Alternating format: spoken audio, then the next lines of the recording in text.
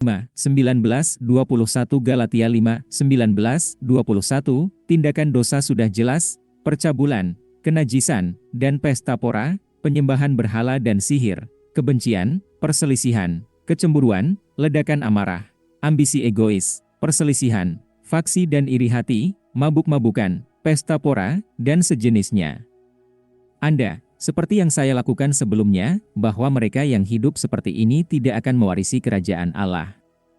Galatia 5:19-21 Tuhan membenci dosa manusia dipisahkan dari hubungan yang benar dengan Allah karena dosa. Tangan Tuhan tidak terlalu pendek untuk menyelamatkan, dan telinganya tidak terlalu tuli untuk mendengar. Tetapi kesalahanmu telah memisahkan kamu dari Allahmu, dosamu menyembunyikan wajahnya darimu, sehingga dia tidak mendengar. Yesaya 59:1-2, jika aku menganggap kejahatan di dalam hatiku, Tuhan tidak akan mendengarkan aku. Mazmur 66:18 Dia tidak ingin berada di sekitar orang-orang ini. Dengan demikian, mereka yang melakukan dosa tidak akan masuk ke dalam kerajaannya. Sebab engkau bukanlah Allah yang senang akan kejahatan, dan kejahatan tidak akan tinggal bersamamu. Orang-orang yang sombong tidak akan ada di depan matamu, engkau membenci semua pekerja kejahatan, engkau akan membinasakan mereka yang berbicara dusta, Tuhan membenci orang-orang yang haus darah dan penipu. Mazmur 5:4-6, tidak tahukah kamu, bahwa orang fasik tidak akan mewarisi kerajaan Allah, baik pemfitnah maupun penipu tidak akan mewarisi kerajaan Allah.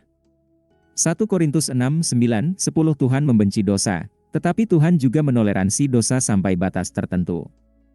Apakah Anda meremehkan kekayaan kebaikan, toleransi, dan kesabaran Anda, tanpa menyadari bahwa kebaikan Tuhan membawa Anda kepada pertobatan? Roma 2:4 Tetapi kesabaran seperti itu bukanlah indikasi bahwa Tuhan menoleransi dosa, melainkan untuk tujuan memberi seseorang waktu untuk bertobat.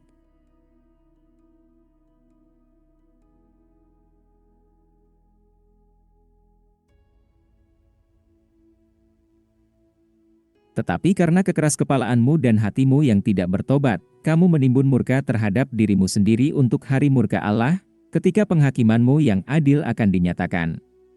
Roma 2:5 Jika Anda menjalani gaya hidup berdosa seperti yang disebutkan di atas, Anda tidak bisa menjadi sahabat Tuhan, Anda juga tidak akan masuk kerajaannya, kecuali Anda bertobat dari hal-hal seperti itu. Perhatikan betapa seriusnya Yesus berbicara tentang hal ini.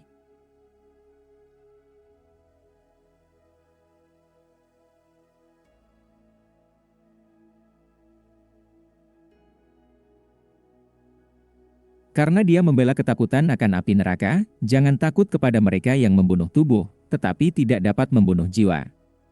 Tetapi takutlah kepada dia yang dapat membinasakan jiwa dan tubuh di neraka. Matius 10:28, jika tanganmu membuatmu berdosa, penggallah.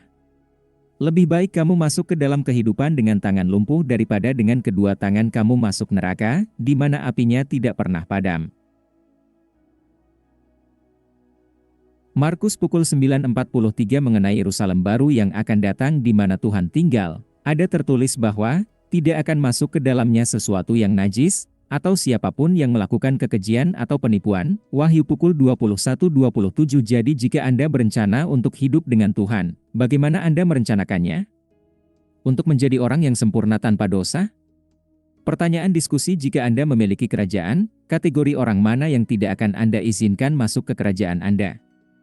Sejauh mana penilaian sikap dan perilaku memengaruhi tingkat persahabatan Anda dengan orang lain atau pilihan pasangan? Kapan tepat untuk menuntut orang mengubah perilaku mereka, atau setidaknya mengungkapkan niat untuk mengubah perilaku mereka, sebelum memperhatikan mereka? Tuhan membenci dosa, tetapi sampai sejauh mana Tuhan menoleransi dosa? Apakah Anda orang yang sempurna tanpa dosa? Yaitu, apakah Anda melakukan sesuatu yang Alkitab anggap berdosa? Apakah Tuhan mengizinkan orang berbuat dosa di surga? Jika tidak, lalu bagaimana Anda berencana untuk menjadi sempurna tanpa dosa sehingga Anda dapat hidup bersama Tuhan di surga? Pengakuan iman Tuhan Yesus Kristus Saya mengakui dosa-dosa saya, dan saya bertobat dari dosa-dosa saya, dan saya mengakui Tuhan Yesus Kristus sebagai satu-satunya dan cukup juru selamat hidup saya, menulis nama saya dalam buku kehidupan.